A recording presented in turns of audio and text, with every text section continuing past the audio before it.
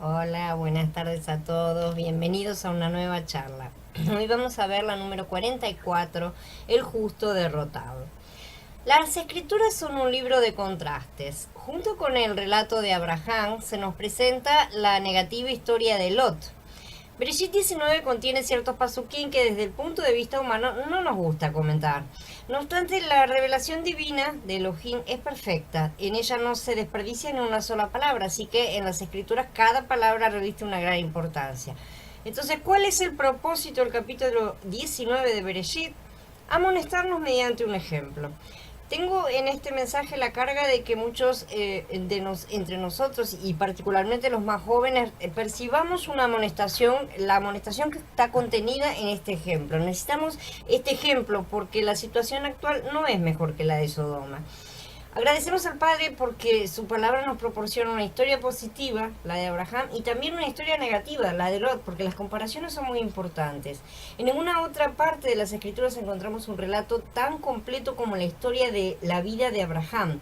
Este relato muestra cómo el patriarca fue llamado por Elohim, cómo respondió a ese llamado, cómo vivió por fe en Elohim en lo relativo a su sustento, cómo fue adiestrado para que reconociera la gracia a fin de cumplir el propósito de Elohim, ¿no es cierto? Cómo pasó las pruebas al ser circuncidado y cómo fue introducido en una comunión íntima con Yahweh, cooperando con él a nivel humano.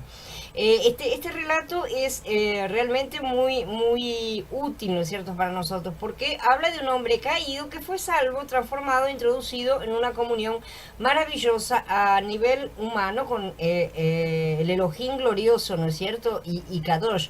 Y no se trata de un justo que fue encontrado justo en el medio de toda una generación malvada, como los judíos insisten, sino de un justificado, ¿sí? El padre de los justificados, que somos todos nosotros. Sin embargo, junto con este relato tenemos la historia de Lot. El cuadro es bastante oscuro en este personaje, ¿no es cierto? Bastante negativo. En este mensaje vamos a examinar este relato en detalle y tomarlo como advertencia para nosotros mismos y para nuestras familias. Si condenó a destrucción a las ciudades de Sedom y Amorá, reduciéndolas a cenizas y poniéndolas como escarmiento para los que habían de vivir impiamente, y si rescató al justo Lot, quien era acosado por la conducta sensual de los malvados, porque este hombre justo habitaba en medio de ellos y afligía de día en día su vida justa por los hechos malvados de ellos. Entonces Yahweh sabe rescatar de la prueba a los piadosos y guardar a los injustos para castigarlos en el día del juicio. Kefa Bet, capítulo 2. Aquí descubrimos que Kefa favorece bastante a Lot, ¿no es cierto? En el Pasuk 8, Kefa se refirió a él como un justo cuya alma justa era oprimida por la conducta licenciosa de los inicuos de Sodoma. En el Pasuk 9, él describe a Lot como una persona piadosa también. Por lo tanto, según el concepto de Kefa, Lot era justo y también era piadoso. No, nos puede resultar un poco difícil creer eso porque el relato acerca de Lot en Bereshit es muy negativo, pero lo debemos creer porque las escrituras lo dicen. Si nos empecinamos en afirmar que Lot no era justo ni piadoso, entonces estaríamos negando las escrituras y deberíamos también preguntarnos si nosotros lo somos. Somos nosotros más justos, más piadosos que Lot. En cierto sentido, Lot fue más justo y piadoso que muchos de nosotros. De todos modos, aunque él era salvo, era justo y piadoso, era un justo derrotado. Al considerar la historia de Lot, vamos a ver que fue encaminado por otro en el camino de Elohim, ¿no es cierto? Por su tío. Abraham lo tomó consigo desde Harán hasta Canaán, ¿no es cierto? A los ojos de Elohim es bueno que los parientes se encaminen a los suyos en el camino de Elohim, obviamente, pero dejarse llevar pasivamente por los demás no es lo ideal. Y eso es lo que acontece muchas veces con sobrinos o hijos, ¿no es cierto? Lot empezó con debilidad, no tuvo un principio activo, positivo en las cosas espirituales. Lot era justo y piadoso, pero fue derrotado porque tuvo un comienzo realmente débil y pasivo. Él no fue a buscar a Yahweh, acompañó a su tío en una búsqueda que no le pertenecía. Su principio pasivo fue finalmente la causa de su derrota. Además, se mantuvo en esa posición pasiva toda su vida, ¿no es cierto? Lot nunca recibió una aparición de Elohim. Al leer los pasuquín repetidas veces no podemos encontrar ni un solo indicio de que Elohim se le hubiera aparecido. Yahweh y los dos malajim visitaron a Abraham, pero Lot recibió la visita de los dos malajim solamente. ¿Significa eso que Yahweh no es justo y que hace acepción de personas? Claro que no. Elohim es justo y no hace acepción de personas. Él no se le apareció a Lot ni se le reveló porque Lot era pasivo, no lo buscaba activamente a él. Vivía además en una ciudad inecua. Lot no siguió a Elohim directamente, sino de manera indirecta y no anduvo en el camino de Yahweh. A diferencia de Abraham, no tuvo una relación directa con Yahweh. Entonces, Elohim no hace acepción de personas, pero sí tiene en cuenta el comportamiento y observa si somos activos o pasivos en buscarlo, ¿no es cierto? Si lo buscamos, Él se nos va a aparecer. Pero si no lo buscamos, Él no va a desperdiciar su tiempo. El hecho de que Elohim no se le haya aparecido a Lot no fue cuestión de Yahweh, no fue culpa de Yahweh, por así decir, sino de Lot. Elohim desea parecérsenos a todos nosotros, pero están todos buscándolo activamente y andando en su camino. Muchas personas en el mundo que incrédulos son personas bondadosas y amables, ¿sí? Que no hacen mal a nadie y tienen comportamientos muchas veces mejores que los de muchos creyentes. Y ni aún así reciben la visita de Elohim. Muchos creyentes inclusive tienen una relación lejana con Yahweh, una relación religiosa, únicamente con él como el Elohim todopoderoso, ¿no es cierto? Pero no han llegado a conocerlo como Elohim encarnado porque él no los ha visitado. Lot nunca tomó la iniciativa de seguir el camino de Elohim. No he podido encontrar ni un solo pasuk donde se indique que Lot haya tomado alguna vez por sí mismo la iniciativa de esto. Muchos jóvenes están en la vida de la congregación de creyentes porque alguien, generalmente un pariente, los llevó, ¿sí? No tomaron la iniciativa de entrar en la vida de congregación de creyentes. A veces esto también sucede con personas más adultas que fueron llevadas por otra persona y medio que les molesta tener que decir que no quieren estar ahí, ¿no es cierto? Estas personas no han tomado la iniciativa. Aquellos que toman realmente la iniciativa de entrar en la congregación de creyentes continúan firmes siempre, pero los que no tomaron la iniciativa, sino que tuvieron que ser arrastrados en el camino de la congregación, gradualmente ellos caen. La relación de Lot con Elohim era afectada por otros, ¿sí? Cuando los demás estaban alentados, él estaba alentado. Cuando estaban desanimados, él se desanimaba, ¿no es cierto? Él parecía un pedazo de madera flotando, ¿no? Cuando su líder espiritual descendió a Mizraim, él lo siguió, no le dijo, no, eso está mal o lo que fuere, ¿no es cierto? Él hacía todo lo que su tío indicaba. Estaba bajo la influencia de los demás, ¿no es cierto? Así que no piensen que Lot se mudó repentinamente a Sodoma.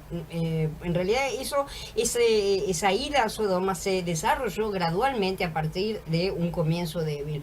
Pero si cualquiera al leer este mensaje realmente o escucharlo cree que no ha tenido un principio firme, tengan ánimo porque todavía no es demasiado tarde para echar un fundamento firme. No sucede, no pasa por ahí, no es algo imposible tampoco.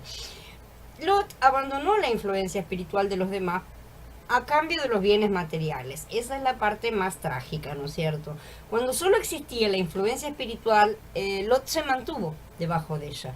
Pero cuando tuvo que elegir entre la influencia espiritual y los bienes materiales, eligió los bienes materiales. En principio sucede exactamente lo mismo hoy en día. El sustento material, es decir, la mundanalidad o las necesidades más básicas. A veces no es necesario que hablemos de placeres mundanos. Hay veces que simple y sencillamente se piensa en qué comer, qué vestir, que el techo, ¿no es cierto?, la vestimenta, todas esas cosas. Todas esas cosas constituyen realmente una prueba para los que siguen la espiritualidad de otros. Así que Lot puede, de cualquier manera, o sea, esta gente, así como Lot, pueden ser justos y escoger el sustento material, ¿no es cierto? A pesar de elegir el sustento material, pueden ser considerados justos. Veamos cómo son las cosas. Las escrituras no indican que en la contienda entre Lot y Abraham, en el capítulo 13, Abraham estuviera equivocado, para nada. No obstante, da la impresión de que Lot se sintió herido en su interior, ¿no es cierto? El trato entre hermanos es un asunto realmente muy difícil. Abraham no hizo nada de malo al tratar a Lot. Sin embargo, por haber resuelto el problema de Lot, este jamás volvió, jamás regresó a su tío, ¿sí? Aunque Abraham nunca olvidó a Lot. Cuando se enteró de que Lot fue capturado por Kedorlaomer, ¿no es cierto? Peleó contra los reyes y lo rescató. Esto lo vimos en el capítulo 37. Sin embargo, Lot regresó a Sodoma. No volvió con su tío, ¿sí? A pesar de que había sido atacado y cómo le fue en Sodoma, Lot regresó a Sodoma. Él quería eso. Entonces, cuando Abraham supo que Elohim estaba a punto de destruir Sodoma, intercedió por Lot.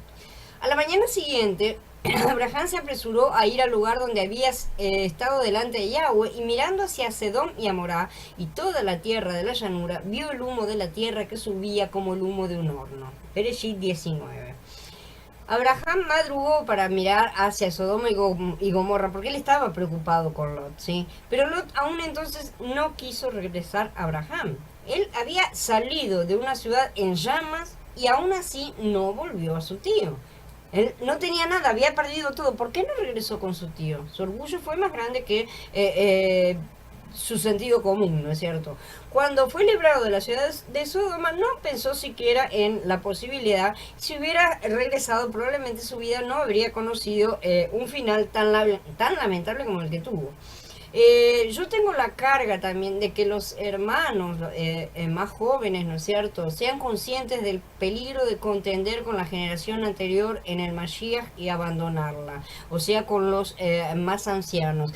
Vemos el mismo principio en la vida de congregación de creyentes y lo vemos totalmente en nuestra sociedad. Nuestra sociedad ha tratado por todos los medios de separar a las generaciones una de la otra, de manera que los viejos son locos o no entienden o no importa, no son modernos, lo que sea, a determinadas edades, como todos hemos pasado por todas esas edades y yo por lo menos ya pasé por ahí, sé perfectamente lo que piensan porque yo ya lo pensé también. No somos totalmente diferentes, simplemente después de haber pasado por ahí nos damos cuenta que del peligro que realmente que esto constituye, porque no se para de la experiencia, ¿no es cierto?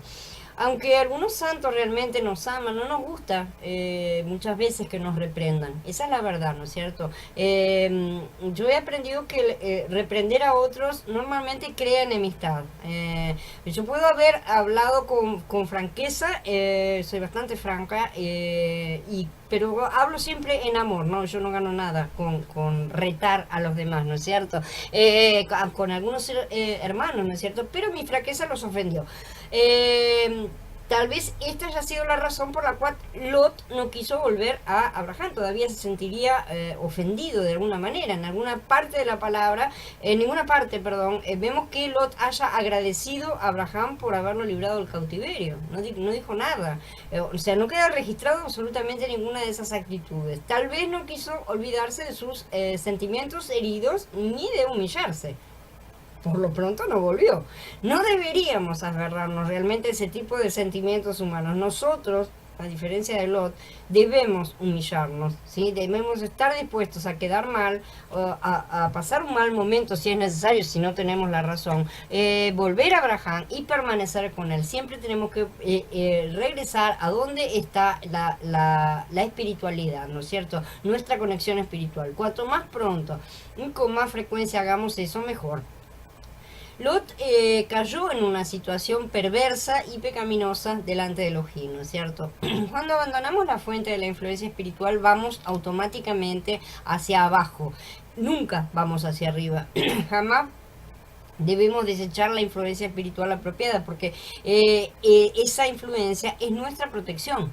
Si la abandonamos, perderemos la protección. Y como Lot, iremos hacia abajo a Sodoma. Lot sabía que Sodoma era perversa a los ojos de Elohim, pero a pesar de eso fue finalmente a ese lugar maligno y se estableció allí. Ur de Caldea era un lugar de ídolos, ¿sí? Mitzrayim era un lugar donde abundaban las riquezas y los placeres mundanos, y Sodoma era una ciudad donde imperaba el pecado. Estos tres lugares forman una especie de triángulo, ¿no es cierto? Dentro del cual estaba la tierra de Canaán, ¿no es cierto? Los que hemos sido llamados por Elohim, vivimos dentro de este triángulo y debemos tener cuidado si no queremos caer en la ciudad de los ídolos, ni bajar al lugar de los placeres mundanos, ni mudarnos a la ciudad del pecado. Tenemos que estar siempre de ojo, porque no es una sola la tentación a la cual nos vemos sometidos. Lot permaneció lejos de la tierra de los ídolos y del lugar de los placeres mundanos, sí, pero se dejó arrastrar hacia la ciudad del pecado, y ahí esa fue su perdición, por así decir. Lot fue providencialmente amonestado cuando fue capturado, ¿sí? O sea, fue advertido, ¿no es cierto? Elohim tuvo misericordia de él porque no permitió que viviera en paz en Sodoma. Como advertencia y disciplina, Yahweh provocó la captura de Lot. Él fue rescatado del cautiverio por Abraham, pero eso no le ayudó a volver al camino de Elohim. Y si él hubiera regresado con su tío, los problemas de Sodoma y Gomorra no lo habrían alcanzado, no habría sufrido absolutamente nada de la destrucción de esas dos ciudades, ¿verdad? Entonces, él mismo se arrastró hacia su perdición, ¿no es cierto? Según dice que cuando los malajín llegaron a la puerta para ejecutar el juicio de Elohim sobre Sodoma, Lot estaba sentado a la puerta de la ciudad. Que contraste con Abraham, ¿no es cierto?, que estaba sentado a la entrada de su tienda. Según la antigua costumbre, todo aquel que se sentaba en la puerta de la ciudad era uno de los ancianos, ¿sí? Aquellos que emitían juicios, una persona de importancia, ¿no es cierto? Porque solo ellos tenían el privilegio de sentarse allí. En aquella época a los ancianos se les daba importancia.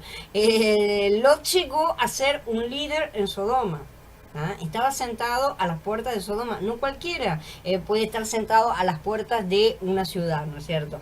Vamos a suponer que Mashiach o los malajim vienen a visitarnos. ¿Dónde nos van a encontrar a nosotros? ¿Sentados a la entrada de nuestra tienda o a la puerta del mundo inicuo?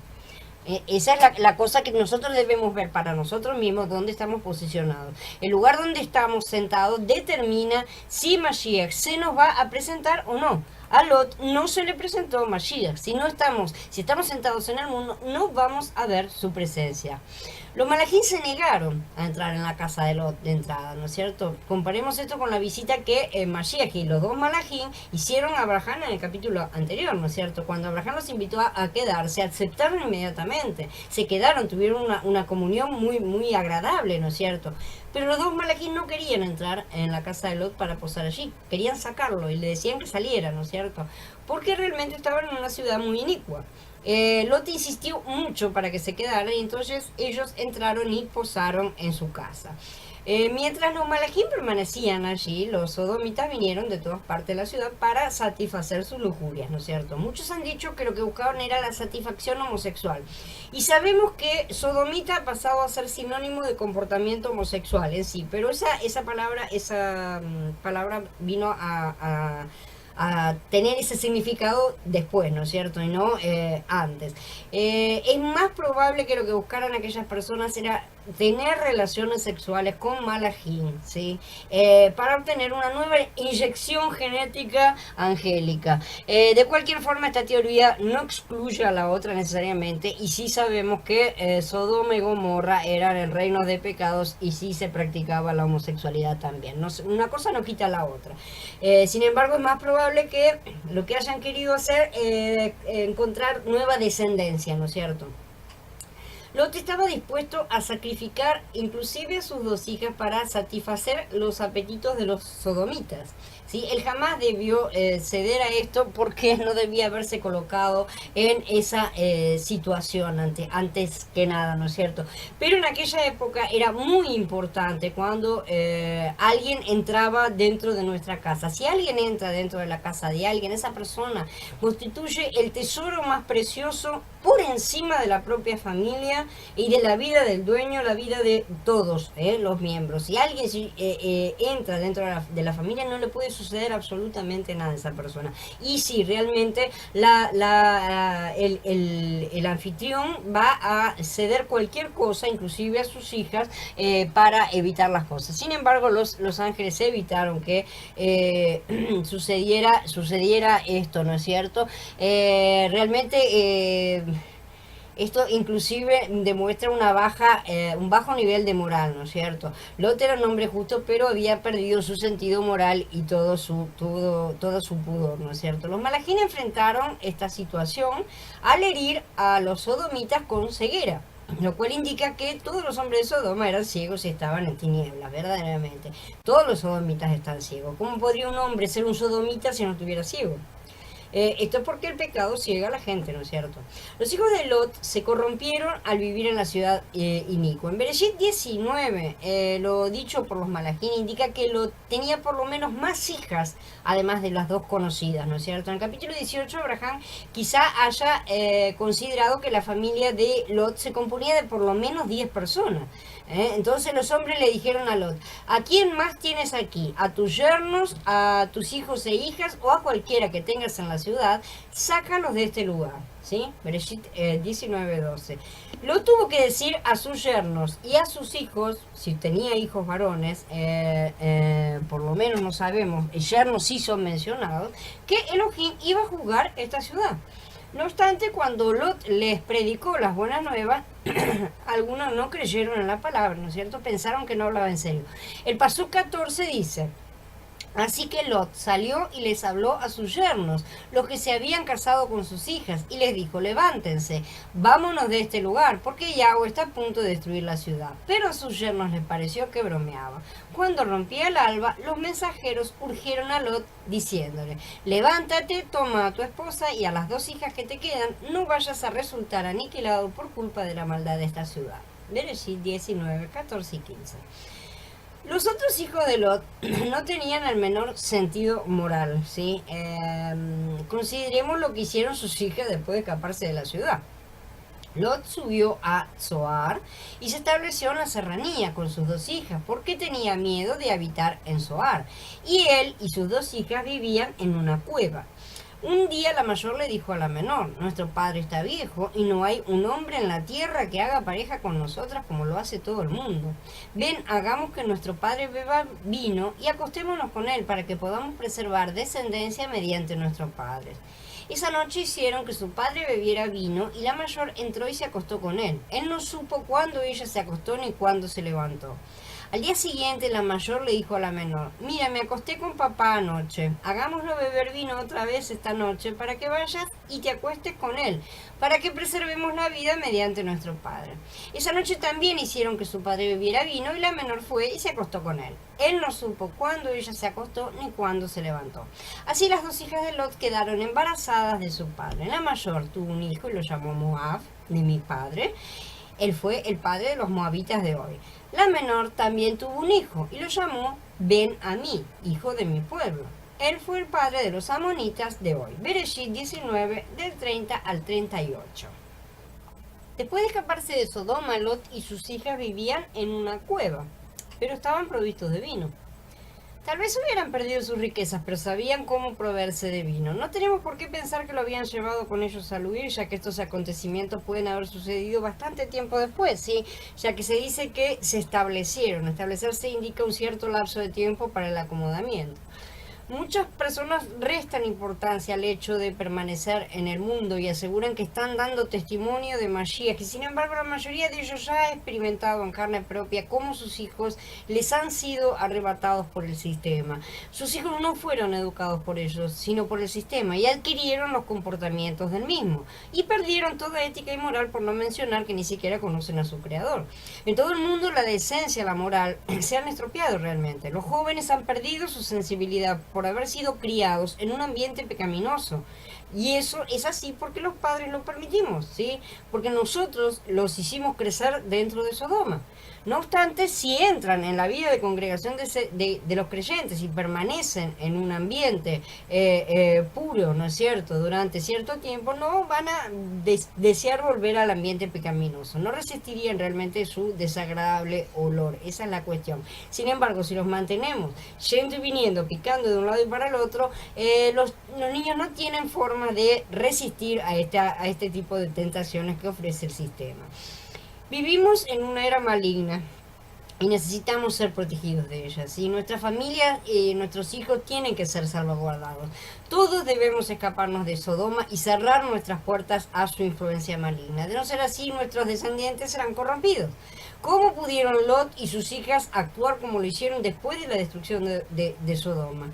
Porque su sentido moral había caído muy bajo, ¿sí? Si permanecemos en el aire fresco, oleremos inmediatamente la pudrición de la inmoralidad, ¿no es cierto? Pero si no discernimos el hedor, esto significa que nuestro sentido de la moral se ha corrompido también. Lot mismo apenas si logró ser salvo por la intercesión del vencedor, ¿no es cierto?, de Abraham. Aún después de que los malajim le informaron a Lot que Sodoma iba a ser destruida, él todavía se resistía a salir de ahí, no estaba dispuesto a salir de esa ciudad de perdición, hasta que los malajim lo sacaron de los pelos. La esposa de Lot fue liberada de la destrucción, pero se convirtió en una columna de sal. Cuando rompía el alba, los mensajeros urgieron a Lot diciéndole: levántate, toma a tu esposa y las 2 hijas que te quedan, no vayas a resultar aniquilado por culpa de la maldad de esta ciudad. Todavía él se retrasaba. Así que los hombres le agarraron la mano y las manos de su esposa y sus 2 hijas por la misericordia de Yahweh para con él, y lo sacaron y lo dejaron en las afueras de la ciudad. Después que lo llevaron afuera, uno dijo: escapa por tu vida, no mires atrás ni te detengas en ninguna parte de la llanura. Huye a los montes, no sea que resultes aniquilado. El texto hebreo nos muestra que los hombres dijeron que Lot había venido solo a Sedom, soltero, ¿sí? Ya que tenía muchos siervos y siervas. Esto lo prueba lo que fue traducido en el capítulo 19, en el Pasuk 9, como este vino como extranjero, ¿sí? Jaehad Balagur, que en realidad debería decir literalmente: este vino solo a habitar como extranjero. Ese Had sabemos que es único, ¿no es cierto? Habla de alguien solo. Considerado así, Lot habría tomado una mujer de Sodoma que respondía al nombre de Adit o Idit, según distintos manuscritos históricos, las tradiciones, ¿sí? Ella era descendiente de Canaán. La depravación de las mentes de los descendientes de Canaán causó su entrega a toda clase de inmoralidades, especialmente la sexual en aquella tierra. Su condición genética puede haber sido parte del motivo por el que, al desobedecer la orden de no mirar atrás, fue convertida en estatua de sal. Sin embargo, ella fue librada junto con nosotros de la destrucción, porque al ser esposa de Lot, estaba debajo de su cabeza, pertenecía a su familia y era su responsabilidad. Con todas sus inclinaciones internas, ¿sí?, terminaron traicionándola. Adit, no convencida del propósito de esta huida, se detuvo en el camino, tal vez para ver si sus otras hijas venían, ¿sí? Pero al igual que el suelo de los habitantes de Sodoma, fue víctima del fenómeno de petrificación sulfuro salino que se produjo en toda la región, que eso es lo que se considera que sucedió en aquella catástrofe. El historiador Flavio Josefo narra que antes de salir ella quiso echar una última mirada. La mujer de Lot, llena de curiosidad, se volteó mirando atrás, a pesar de que Dios lo había prohibido. Al momento fue convertida en un pilar de sal. Yo lo he visto todavía, está allí, dice en Antigüedad de los Judíos, en el tomo 1. Adit estaba muy allegada a su cultura sodomita, por eso su castigo fue ser convertida en una columna de sal en Sodoma, donde estaba su corazón. Lo triste de esto es que la esposa de Lot no estaba dispuesta a ser influenciada por su marido. Al leer los evangelios notamos que Yeshua la usa como ejemplo cuando dijo: en aquel día, el que esté en la azotea y tenga sus cosas dentro de la casa, que no baje a buscarlas. Asimismo, el que esté en el campo, que no regrese por lo que haya dejado atrás. Acuérdense de la esposa de Lot. Lucas 17, 31, 32. ¿Por qué la mujer de Lot miraría hacia atrás? En primer lugar, amaba la vida cómoda de Sedom, ¿no es cierto? Y no quería abandonarla. Su cuerpo salió de la ciudad, pero su mente y su corazón quedaron allá. Todos tenemos cosas y personas en esta tierra que no queremos dejar atrás, pero debemos dejarlas sin mirar atrás, como ya se nos ha dicho muchas veces. En segundo lugar, ella miró hacia atrás simplemente porque no creía que el Eterno había dado esa orden, o que esa orden implicaría su muerte, ¿sí? Lot creyó en el Adón y no miró hacia atrás, lo mismo que sus hijas solteras, ni siquiera miraron hacia atrás cuando esta mujer se convertía en sal, ¿no es cierto?, en estatua de sal. Pero la señora de Lot no creyó. Ella no era creyente y no se sintió segura en la palabra de Yahweh que él había entregado por medio de sus mensajeros. Esta es una imagen de los que dan la espalda a Elohim. Pero mi justo vivirá por fe, y si se vuelve atrás, no me complaceré en él. Pero nosotros no somos de los que se vuelven atrás para perdición, sino de los que tienen fe para preservar la vida, dice Ibrim en el capítulo 10. En honor a la verdad, esta es la situación de la mayoría de los creyentes actuales, ¿sí? Porque creen en el amor de Elohim, en su compasión, en su misericordia, en su consideración, pero no creen en su justicia. Piensan que el Eterno va a atenuar el rigor de su palabra con respecto a su desobediencia, que no importa lo que haga, los va a perdonar porque es bonito. Una cosa así, ¿sí? Él es amor, ¿no es cierto? Y no es así, él también es justicia. No es que no sea amor, pero también es justicia. Y pisotear su justicia, yo les aseguro que no le agrada. La mujer de Lot también pensaba así, pensó que no era importante, ¿sí? Los rebeldes siempre se olvidan de que la desobediencia es una clara demostración de falta de fe en la palabra. A causa de esto son verdaderas estatuas de sal dentro y fuera de sus iglesias, ¿sí? La sal es útil en su forma granulada, ¿no es cierto? Cuando la usamos como sal, como condimento. Sin embargo, cuando la sal se convierte en una masa sólida, no sirve para nada. El hecho de que la esposa de Lot se hubiera convertido en una columna de sal petrificada significa que había perdido toda su utilidad para Elohim y se había convertido en una señal de vergüenza. El cristianismo actual ayuda a la gente a ocuparse solamente en el asunto de la salvación y la perdición, ¿no es cierto? La parte que más les interesa. Pero las escrituras revelan que aparte de la salvación y la perdición, todavía queda por resolverse el asunto de si hemos de entrar en gloria o sufrir vergüenza, ¿no es cierto? Que es lo que nosotros estamos aprendiendo, el camino de santificación, si entraremos en el reino o no. La esposa de Lot no pereció, ella fue librada de la destrucción, ¿sí? No obstante, llegó a ser una vergüenza. Es por eso que Mashiach dijo, acuérdense de la esposa de Lot, amonestándonos que aunque ya seamos salvos, todavía podemos sufrir vergüenza como la esposa de Lot, ¿sí? Cuando el Mashiach vuelva. Somos salvos, pero es posible que seamos avergonzados cuando regrese Mashiach. En cierto sentido, Mashiach parecía estar diciéndole a los discípulos, deberán reconocer cómo será la era cuando yo venga, ¿sí? Será semejante a los días de Noaj y a los días de Lot. Ambas épocas prefiguran los días de mi venida, ¿no es cierto? Esto ya lo hemos visto bastante en profundidad, ¿no es cierto? Por consiguiente, en las palabras duras y solemnes de Mashiach se mencionan tres eras, la era de Noaj, la de Lot y justamente la del regreso del propio Mashiach. Cuando hablamos de Noaj en mensajes anteriores, ¿no es cierto?, en este estudio, hicimos notar que él vivía en una era confusa, ¿no es cierto? Una era muy malvada y que la gente de su era estaba completamente confundida, embotada, era completamente transgresora, ¿no es cierto? Aturdida por sus apetitos y placeres perversos, ¿no es cierto? No obstante, en Lucas 17, al referirse a los días de Noaj, el Mashiach mencionó el matrimonio, ¿sí?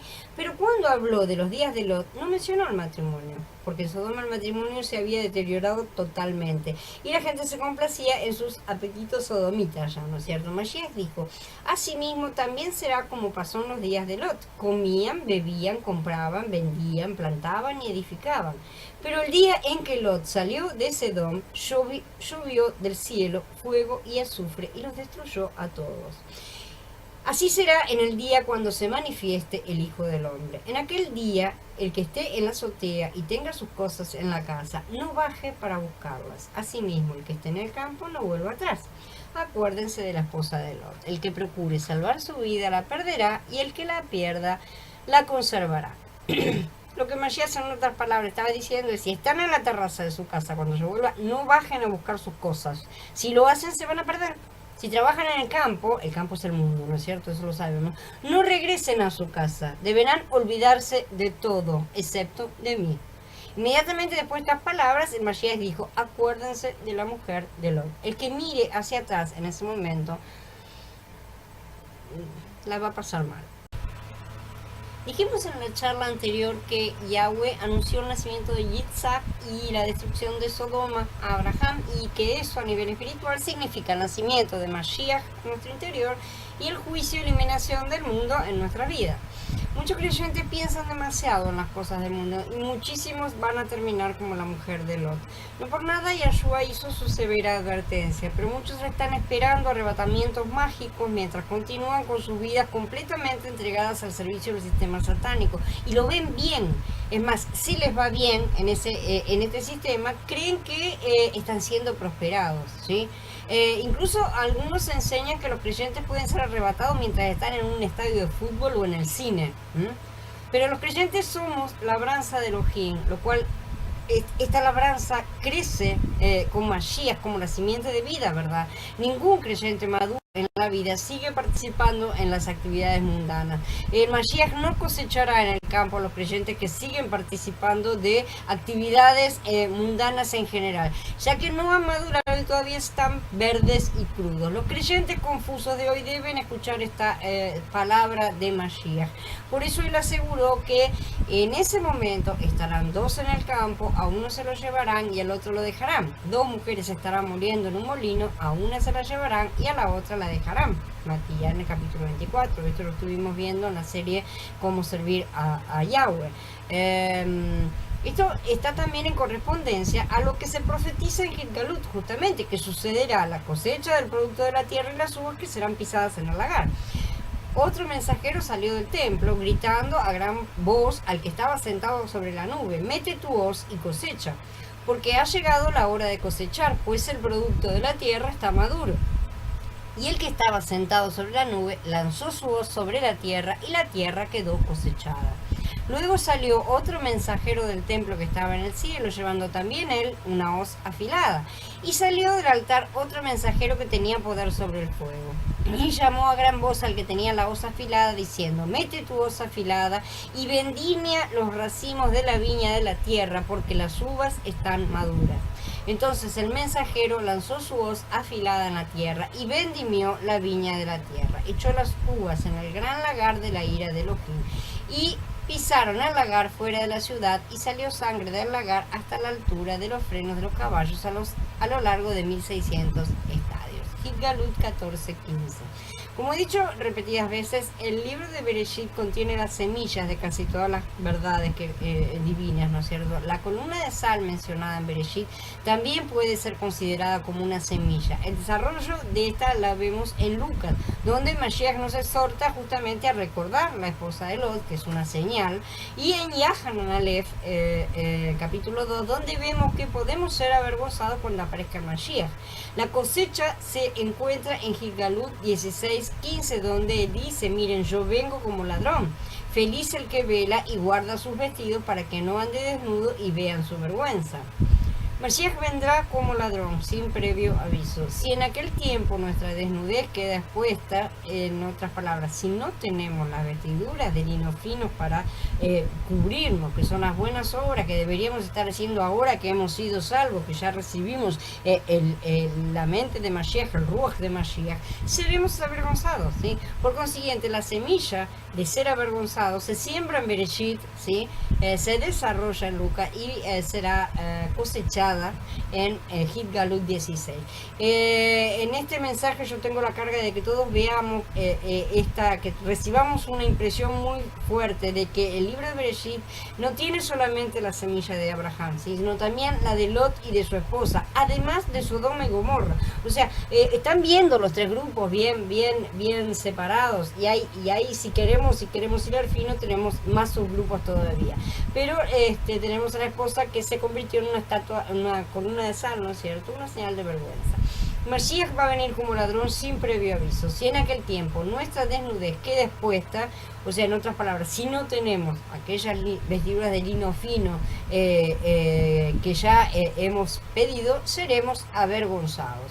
El concepto fundamental de este mensaje se resume en que una persona salva enfrenta la posibilidad de quedar avergonzada, enfrenta la posibilidad de no entrar en el reino. No hagan caso a las enseñanzas enseñanzas confusas de esta era. Concéntrense en las escrituras. En el cristianismo, en el judaísmo, en gran parte del mesianismo actual, muchas enseñanzas aturden a la gente, a los que absorben estas enseñanzas. Estas personas no son ni sobrias, ni en su mente, no están viviendo en el ruach, no tienen buen contacto. En este mensaje tenemos que escuchar esta seria advertencia, porque es una advertencia para los creyentes, no es directamente, o sea, Sodoma y Gomorra fue destruida, ¿sí? Esas son las uvas que están en el lagar, ¿sí? ¿Verdad? Pero los otros están, muchos serán dejados afuera en aquel tiempo de cosecha, por eso serán lanzados fuera, como ya dijo, en el primer juicio que tendrá lugar entre los de la casa. En Mordejai, Marcos 9, 49, 50, Yeshua vuelve a referirse a la sal, porque todos serán salados con fuego. La sal es buena, pero si la sal pierde su sabor, ¿con qué la salarán? Tengan sal en ustedes y vivan en paz unos con otros. ¿Qué significa ser salados con fuego? Para nosotros, la verdad, esta frase no tiene sentido. Y para entenderla necesitamos aprender algo acerca de la sal. Voy a compartirles algunos datos extraídos del libro Luz a través de una ventana oriental de Case Pillay, que nos van a esclarecer unas cuantas cosas. Vamos a hablar acerca del pacto de sal. Un asunto muy importante en la estructura de la vida en el Oriente, dice el libro, es el pacto de sal. Encontramos este pacto mencionado en el Tanaj. Todas las contribuciones sagradas que los israelitas aparten para Yahweh te las doy a ti, a tus hijos, a las hijas que estén contigo, como un derecho perpetuo. Será una alianza de sal eterna delante de Yahweh para ti y para tu linaje también. Bamidbar, Números en el capítulo 18. Y de nuevo, ustedes saben bien que Yahweh, el Elohim de Israel, le dio a David el reinado sobre Israel para siempre, a él y a sus hijos, mediante una alianza de sal. Esto está en 2 Crónicas en capítulo 13. ¿Qué es entonces el pacto de sal? En el Oriente, el tomar la sal es una garantía, una promesa de fidelidad. Si yo voy a tu casa y como contigo una comida que haya sido sazonada con sal, ya no podré nunca traicionarte o hacerte daño alguno. Incluso aunque se diera el caso de que hayas cometido un crimen y se me pida que testifique en tu contra, yo no podré hacerlo una vez que haya comido de tu sal. Tal vez pueda intentar persuadirte para que hagas lo que es correcto, pero sería capaz de dejarme matar antes de quebrar el pacto de sal. De hecho, si lo hago, la pena que me espera es la muerte.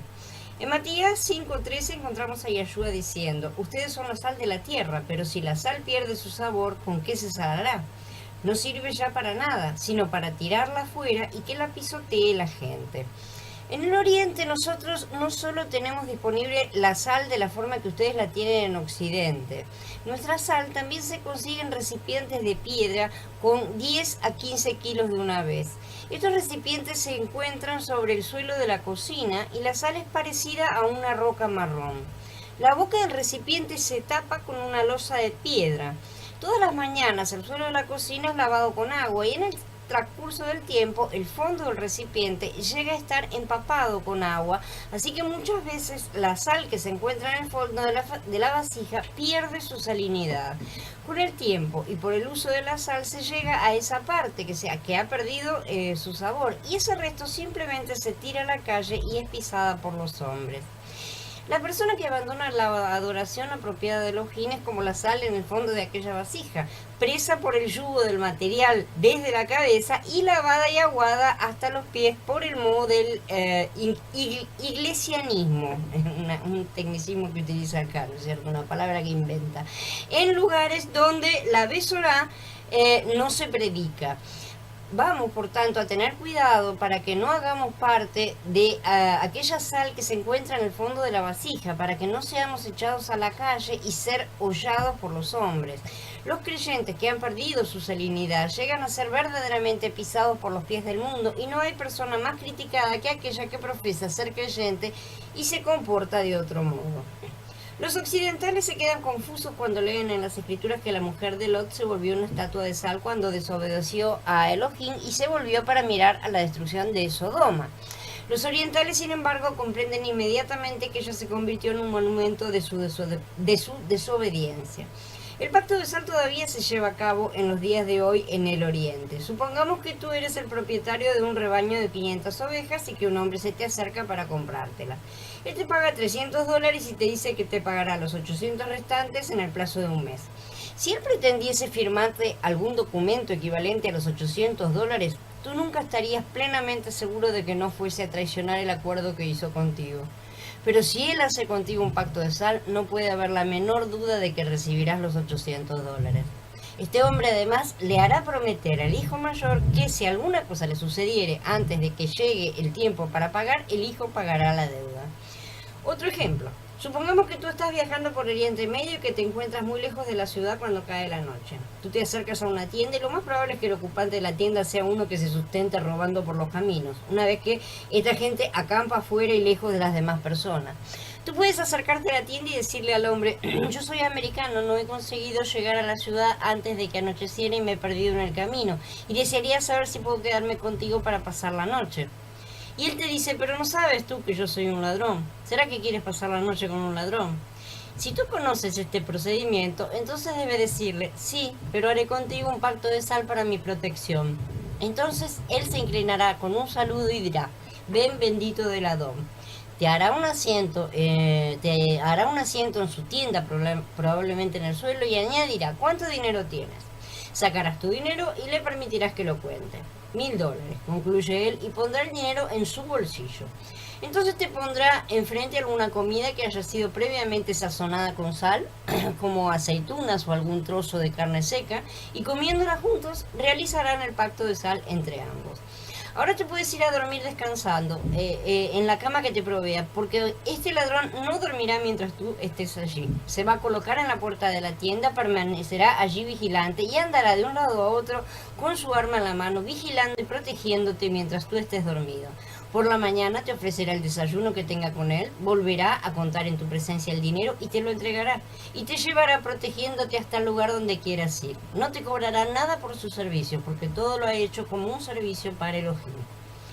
Yo muchas veces pienso que si un hombre que sea ladrón, sin educación y ni tan siquiera creyente, puede ser tan honorable para practicar el pacto de sal, que nosotros entonces deberíamos ser más fieles y verdaderos para Elohim que él.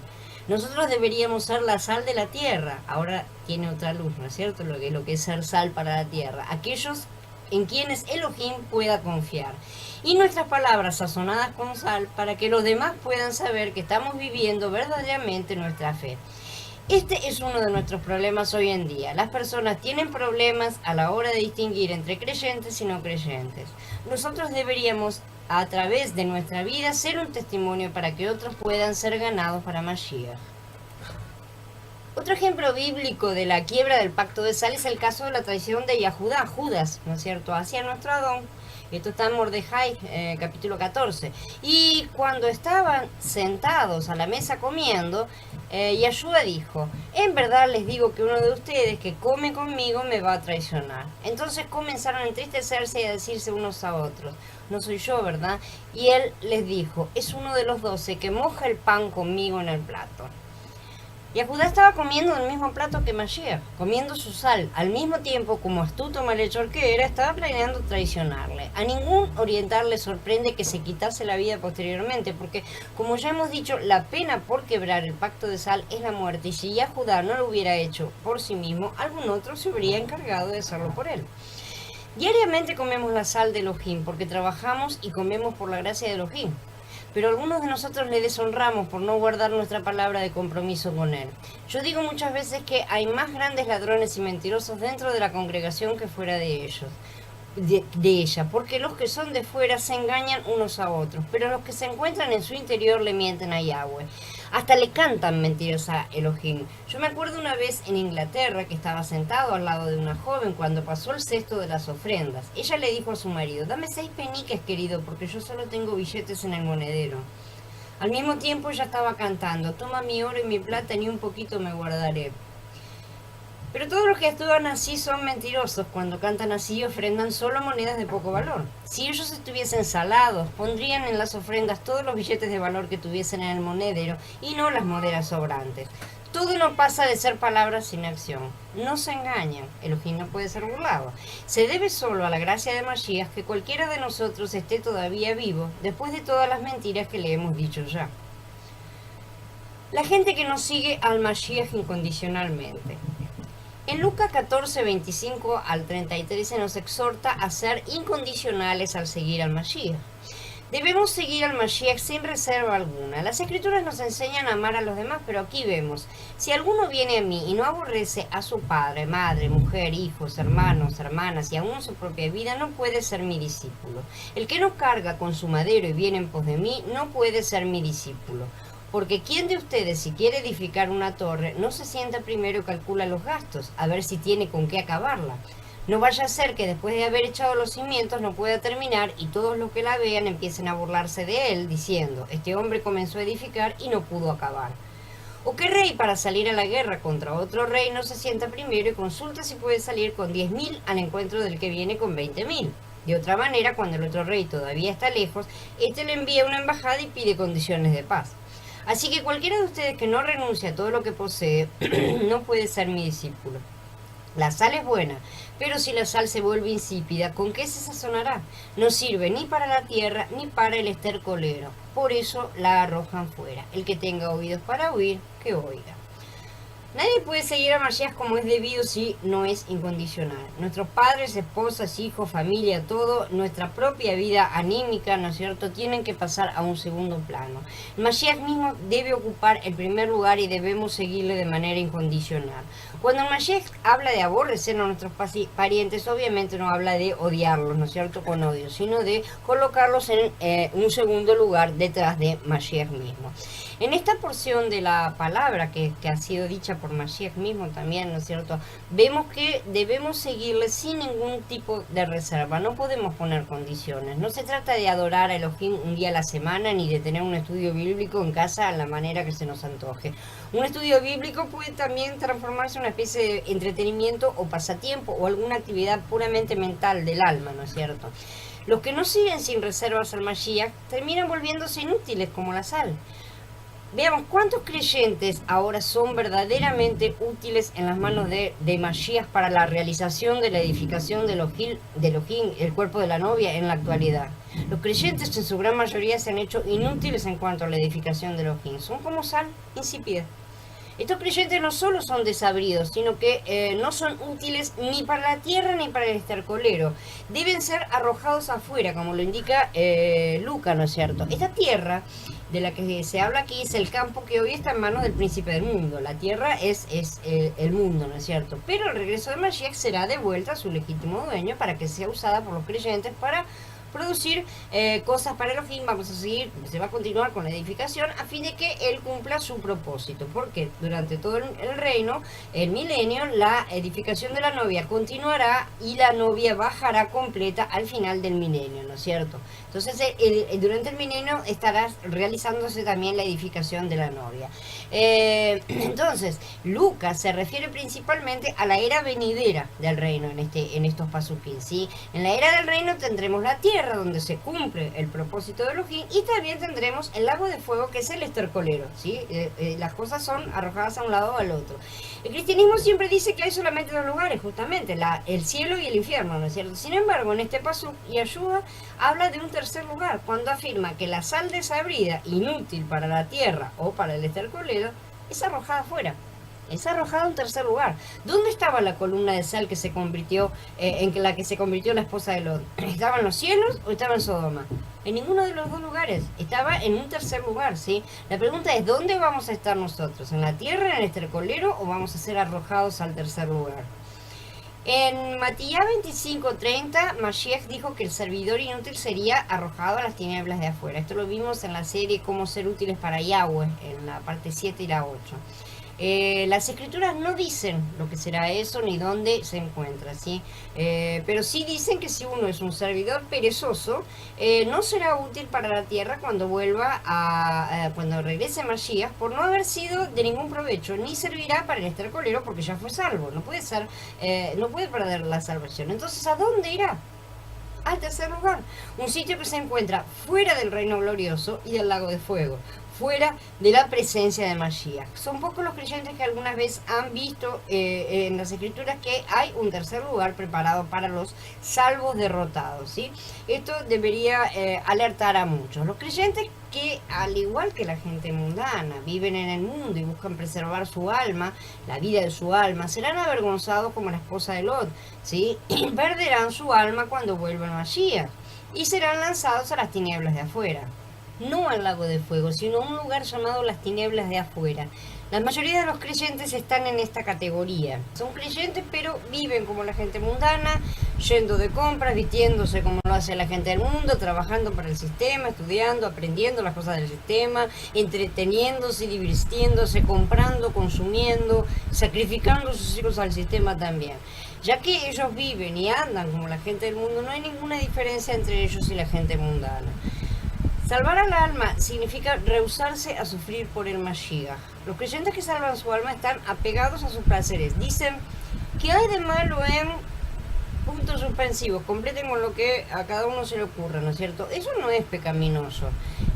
Nuestro concepto de pecaminoso implica siempre algún tipo de acción sucia, preferentemente envolviendo sexo, lujuria o bien asesinato, robo. Pero difícilmente pensemos como el Padre piensa, que dice que el pecado es todo lo que no proviene de él mismo como fuente. No estoy diciendo que un niño no pueda jugar a la pelota para pasar un rato. Juegos son buenos. Pero establecer competiciones y jugar al fútbol, con todas las implicaciones sociales actuales que tiene eso, establecer equipos, ponerse en contra, armar peleas, todo ese tipo de cosas. O sea, estoy dando un ejemplo únicamente, tenemos millones, demasiados ejemplos para dar. Ciertamente estas cosas no provienen de Yahweh. Aunque a muchos el 90% de sus modos de vida no les parezcan pecaminosos, ciertamente coincidirán en que son por lo menos un poco mundanos. En verdad, para ver todo en su medida cierta es indispensable alejarse del sistema. No se puede ver una montaña cuando se está encima de ella.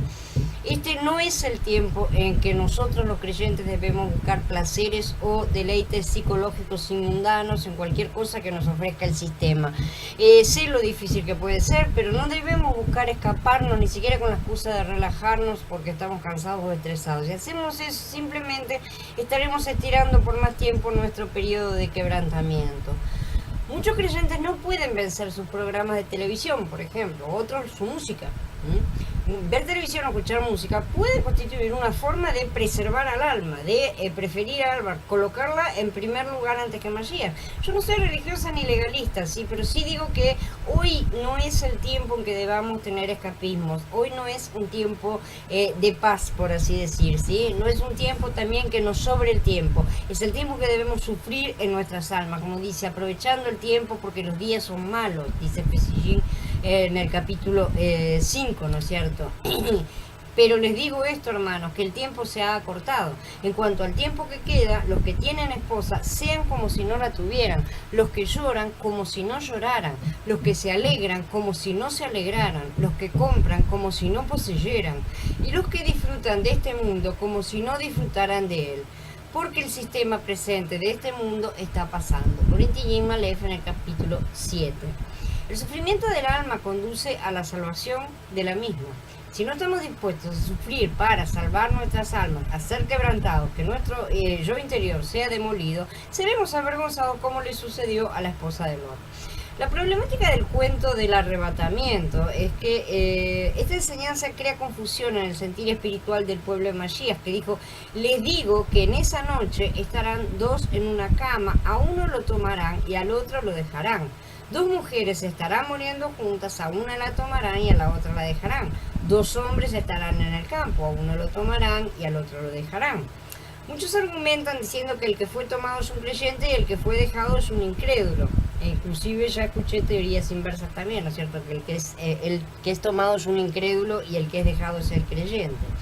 Pero esta es una interpretación personal.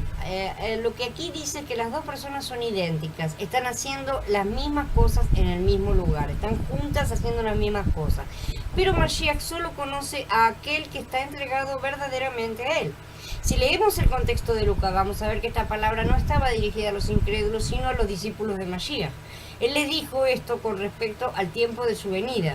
En los pasuquín citados, los dos se refieren a dos discípulos de Mashiach, ¿sí? De los cuales uno será tomado y el otro dejado. Él está hablando para ellos. Indudablemente el que sea tomado no será como la esposa de Lot. El discípulo que sea dejado será semejante a la esposa de Lot, será dejado como una señal. Esta es una palabra bastante seria.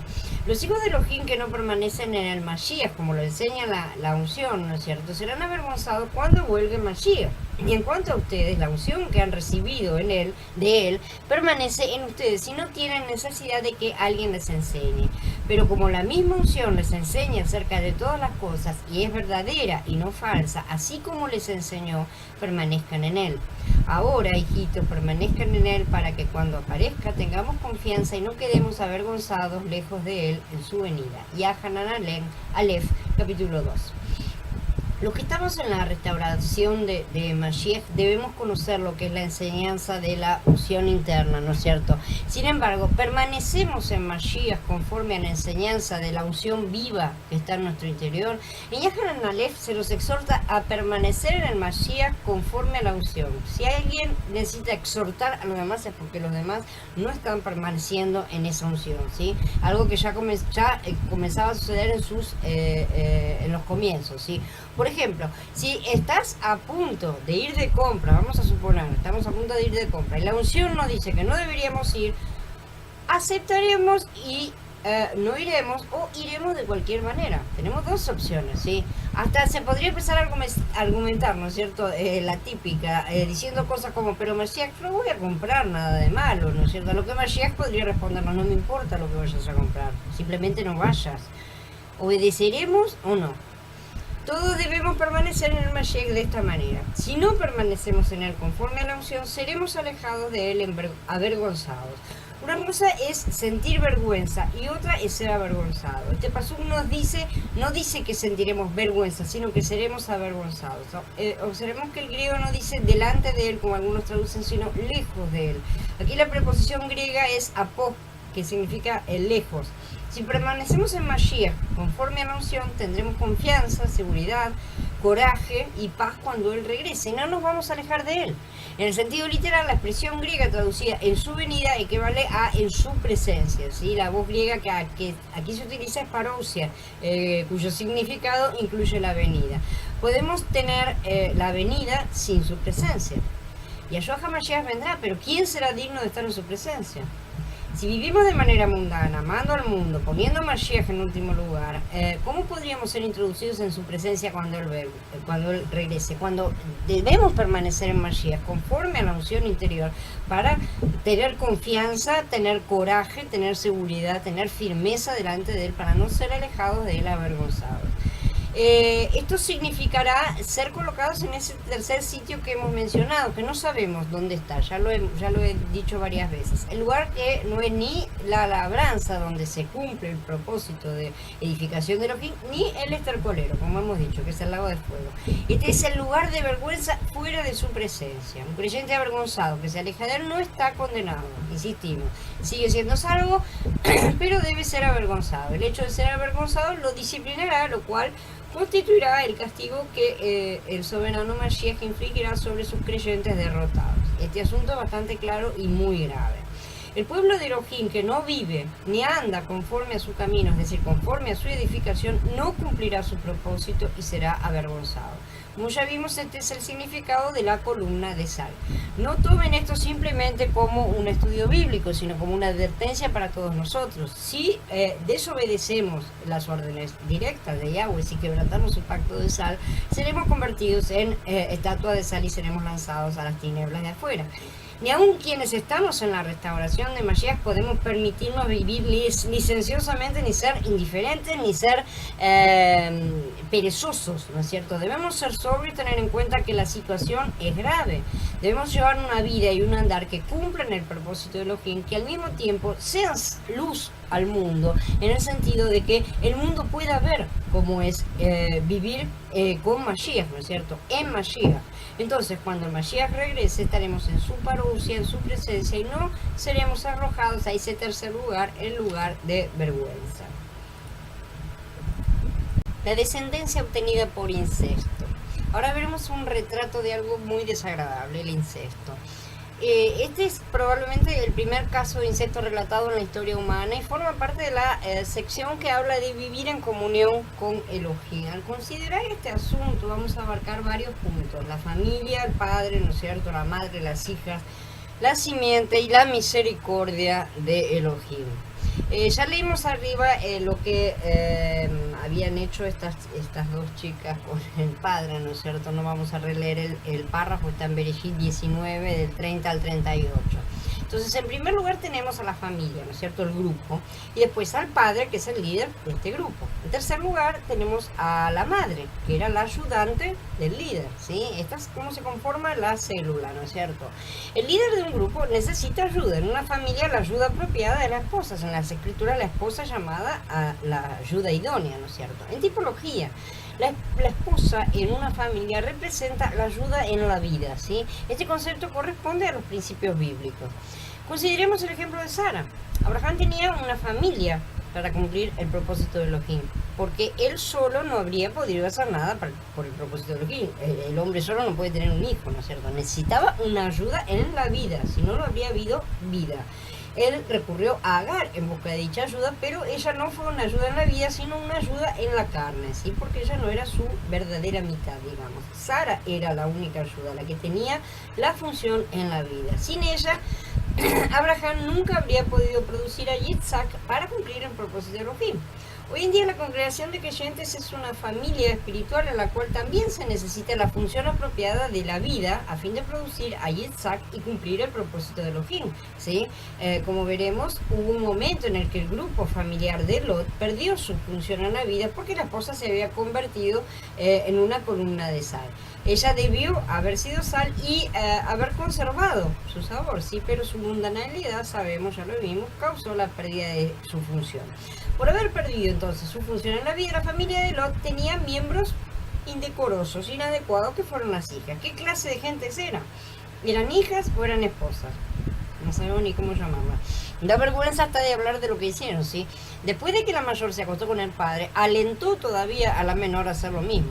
Estos eran los miembros de la familia de Lot. Hoy en día muchos grupos creyentes también tienen este tipo de miembros indecorosos y ya estaban, acordémonos, en la época de Shaul, ¿no es cierto? Ellos, como las hijas de Lot, desean tener descendencia, pero no usan los medios de vida debidos. Tal vez digan, ganemos almas, sí, pero ganan almas por medio de un incesto espiritual. En Bereshit 19 que hemos leído, descubrimos al grupo, el líder, ¿no es cierto?, todas las partes que mencionamos y la prole obtenida por incesto.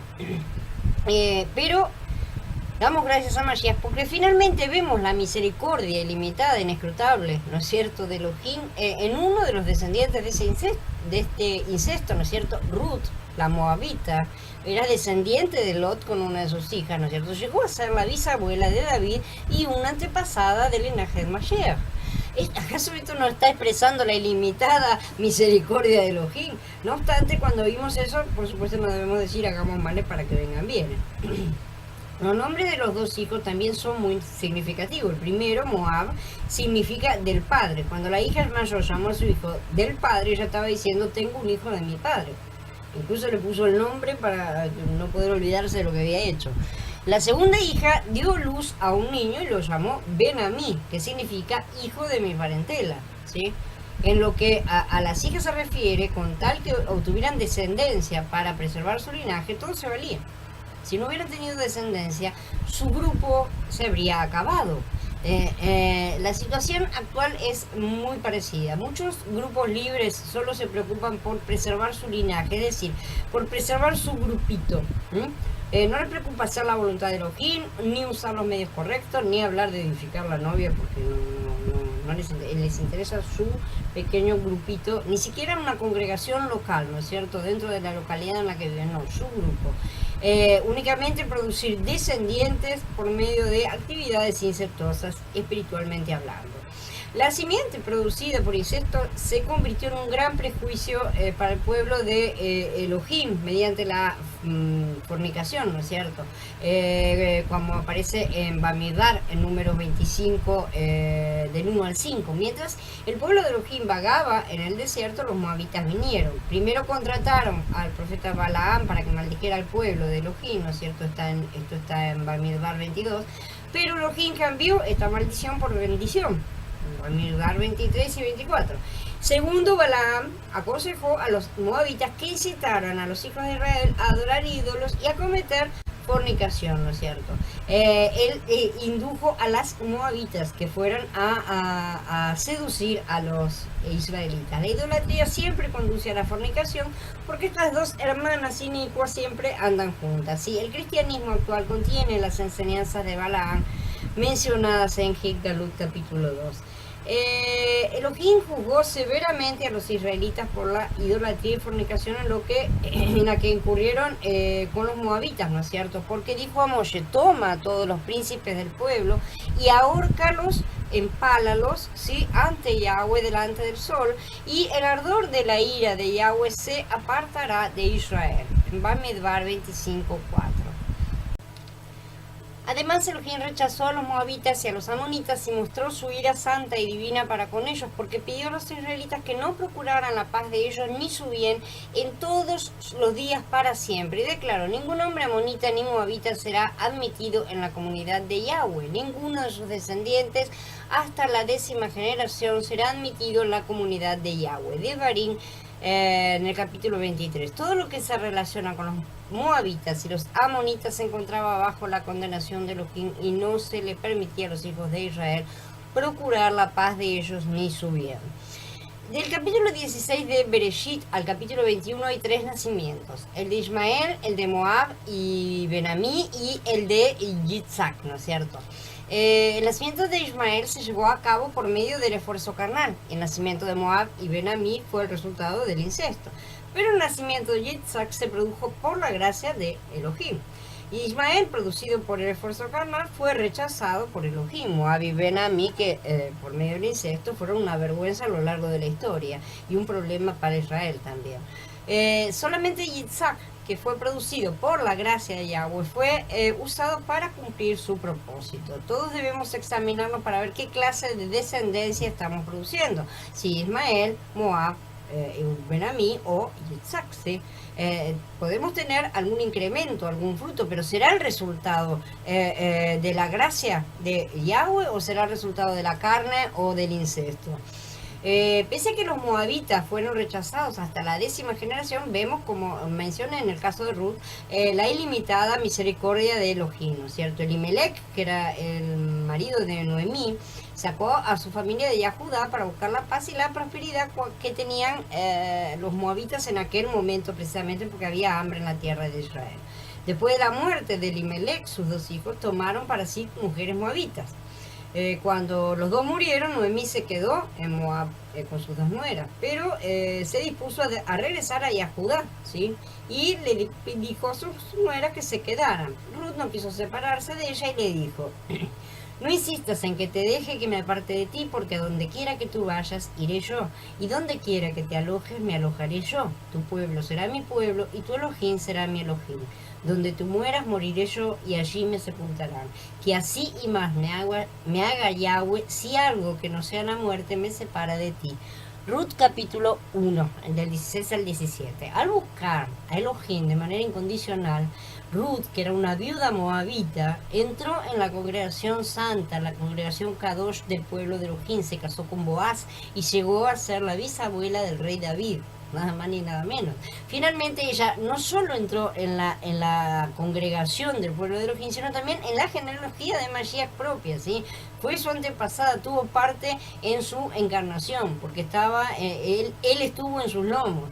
Esta es la ilimitada e inescrutable misericordia de Elohim. Él prometió ser bendición para todas las naciones de la tierra, aunque algunas tengan un único representante.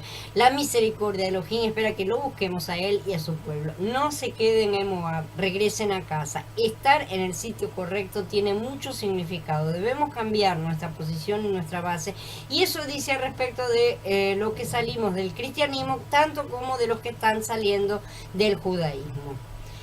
Ahora, habiendo terminado la charla, quedo a disposición de todos. Vamos a pasar a la sección de las preguntas.